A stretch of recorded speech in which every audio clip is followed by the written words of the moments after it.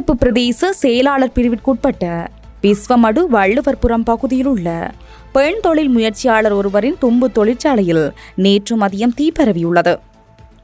கிளிநொச்சி கரச்சி பிரதேச சபையின் தீயணைப்பு வாகனம் வரவழைக்கப்பட்டு தீ கட்டுப்பாட்டுக்குள் கொண்டு வரப்பட்டாலும் 10 லட்சம் ரூபாய்க்கு மேல் சேதம் ஏற்பட்டுள்ளதாக குறித்த தும்பு தொழிற்சாலையின் உரிமையாளர் தெரிவித்துள்ளார்.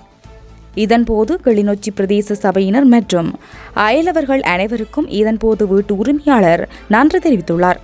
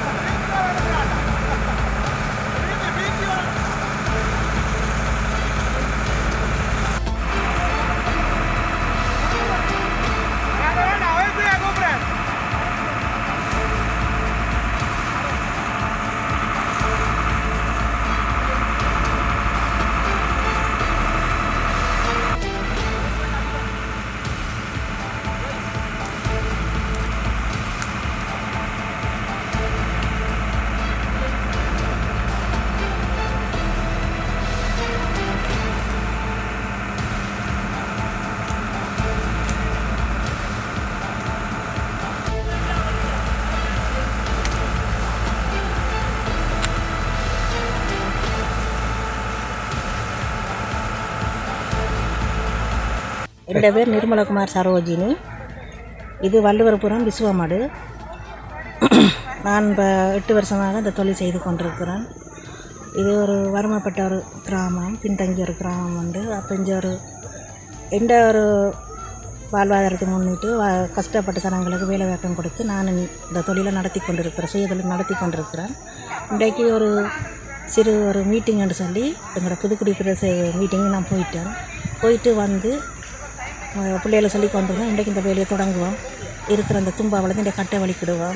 இதை கட்டி அவசரமாக நாங்கள் ஓட்டு அனுப்பணும்னு சொல்லி கழிச்சு கொண்டிருக்கோம். திடீரென்று ஒரு பிள்ளை சொன்னதான், அக்கா அங்கே பாருங்க பின்னால் புகை கிளம்புற மாதிரி டக்கண்டு வந்து புகையை பார்த்தா நெருப்பு எரிய வலிக்கிட்டு போய்.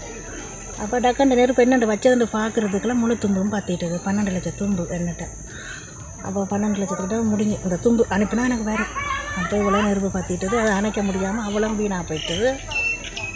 நான் அறிவிச்சேன். நாங்கள் இப்போ இந்த ஏஜிஎஸ்க்கு எங்களோட லோஜியாக்கான்னு சொல்லி அந்த மிஸ்ஸுக்கு அறிவித்து அவன் மூலமாக தீயணைப்பு படையாக்களை போட்டு அதுக்குள்ளெல்லாம் எரிஞ்சு முடிஞ்சுது. அவங்க வாரத்துக்குள்ளெல்லாம் எரிஞ்சு முடிஞ்சுது. இப்போ வந்து அவங்க மீனை கட்டுட்டு போயிடலாம் எல்லாம் தீப்பிடிச்ச எரியாக்கி. அப்போ நான் எங்களோட ஏஜிஎஃப் லோஜியாக்கான அவருக்கு அறிவிச்சேன்னா இப்படி தீயணைப்பு படையினரை வர சொல்லி. அப்போ அவர் அறிவித்த உடனே தான் கிளிநொச்சி பிரதேச சபையிலேருந்து தீயணைப்பு படையினர் 2 வாகனம் வந்தது. உடனே வந்து அவர்கள் வந்து இவ்வளோ உதவியும் செய்து இவ்வளோத்தையும் நினச்சி எல்லாம் முடித்து போட்டு போனபடியே இன்றைக்கு எனக்கு ஓரளவுக்கு பாதுகாப்பாக மற்ற இடங்களுக்கு பரவாமல் நான் பாதுகாப்பாக மிச்ச பொருளெல்லாம் பாதுகாத்துட்டேன்.